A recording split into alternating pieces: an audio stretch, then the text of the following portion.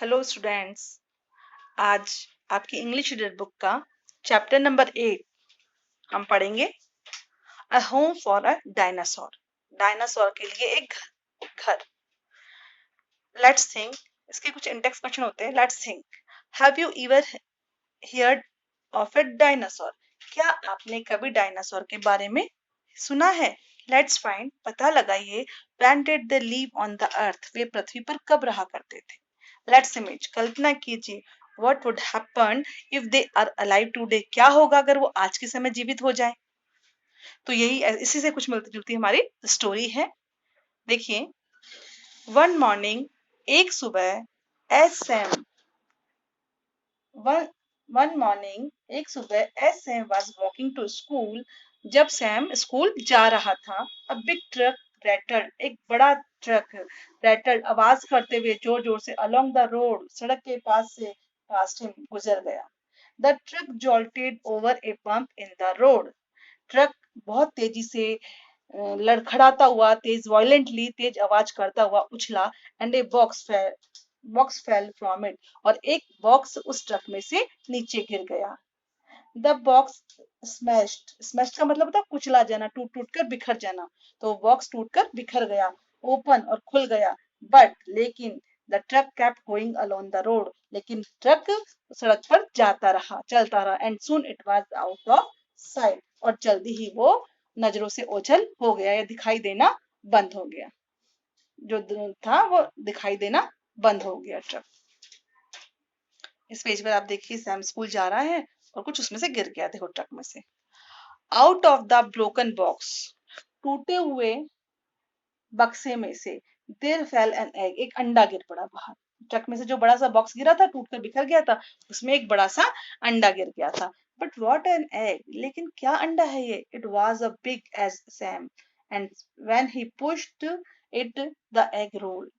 It was as big as Sam, और वो अंडा कितना बड़ा था? जितना कि सैम खुद बड़ा था। अंडा कितना बड़ा था? As was as big Sam, Sam के जितना बड़ा। And when he pushed it, और जब उसने उसे धक्का दिया, किसने? सैम ने उसे पुश किया, द एग रोल्ड, अंडा लुढ़कने लगा। Sam rolled it and all the way to school, और सैम उसे पुश करता हुआ, रोल करता हुआ, लुढ़काता हुआ कहाँ ले गया? स्कूल में ले गया। वे टू स्कूल, उस पर चलता रहा। देखिए, स्कूल में लेकर आ गया है।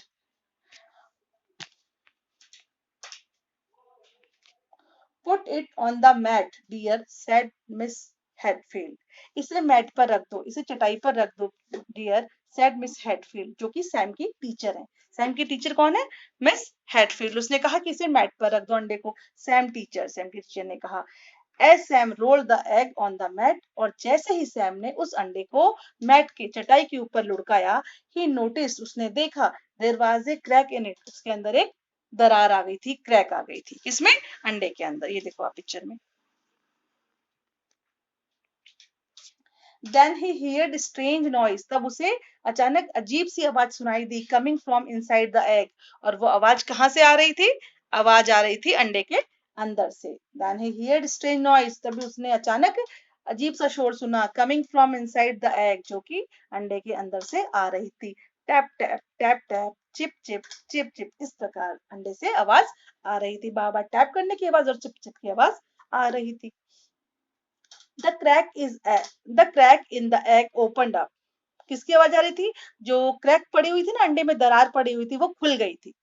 अंडे में जो दरार थी, क्रैक थी, वो ओपनड अप, वो खुल चुकी थी। एंड एग ब्रोक, और अंडा टूट चुका था। Out of the broken egg rolled a bundle, और उस टूटे हुए एग में से एक लुढ़कता हुआ बंडल, एक गट्ठर सा बाहर आया। द बंडल अनसर्कल इटसेल्फ, बंडल अपने आप लुढ़कता रहा, अनसर्कल वो चक्कर लगाता रहा।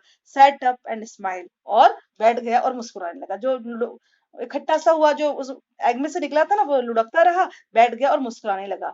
It was a beautiful baby dinosaur, वो क्या था? एक छोटा सा बेबी डायनासोर था, उस एग में से निकला था।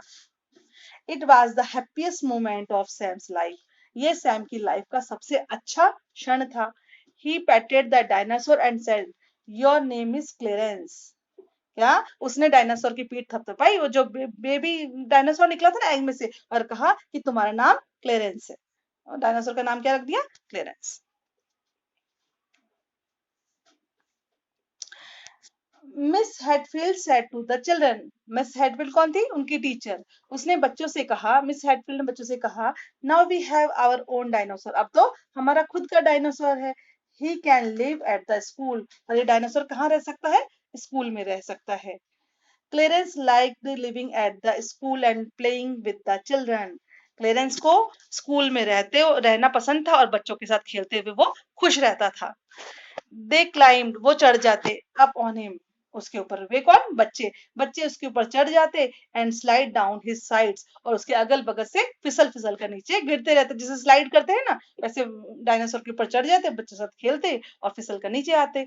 They played hide and seek around him, और उसके आसपास वो हाइड एंड सीक खेलते, छुपम छुपाई खेलते।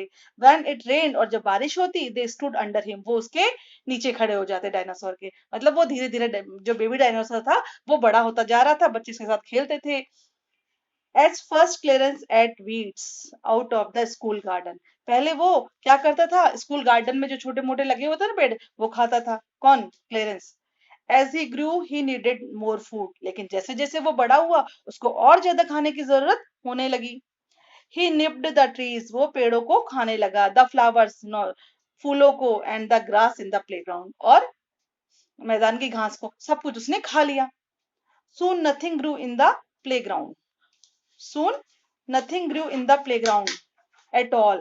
उसने सारी चीजें खा ली, प्लेग्राउंड में जो घास थी वो खा ली, उसके फ्लावर्स खा लिए, पेड़ों को तोड़कर खा लिया, सब कुछ उसने खा लिया, क्योंकि जैसे जैसे वो बड़ा हो रहा था, ही नीडेड मोर फूड। अब प्लेग्राउंड में कुछ भी बचा हुआ नहीं था। एट लास्ट, और अंत में, Clarence was too big to fit in the school playground, अब तो क्लेरेंस इतना बड़ा भी हो गया कि स्कूल के प्लेग्राउंड में वो आता ही नहीं था, स्कूल के प्लेग्राउंड के लिए वो फिट नहीं था। He had eaten every bit of greenery in the neighbourhood, स्पेल तो प्लेग्राउंड में से, अब नेबरहुड में से, आसपास के पड़ोस में से उसने पूरी ग्रीनरी थी, जो हरा भरा जो लगा हुआ था, सब कुछ उसका एक एक एवरी बाइट एवरी बिट, एक एक टुकड़ा, एक एक तिनका तक उसने खा लिया। वन डे, एक दिन, Clarence was dozing on the road outside, वो बाहर देख रहा था, किधर? रोड की तरफ। The school with his tail inside, और उसकी पूंछ अंदर ही रह गई थी। द स्कूल गेट के अंदर। स्टूडेंट्स, इस चैप्टर को हम यहीं तक पढ़ाएंगे।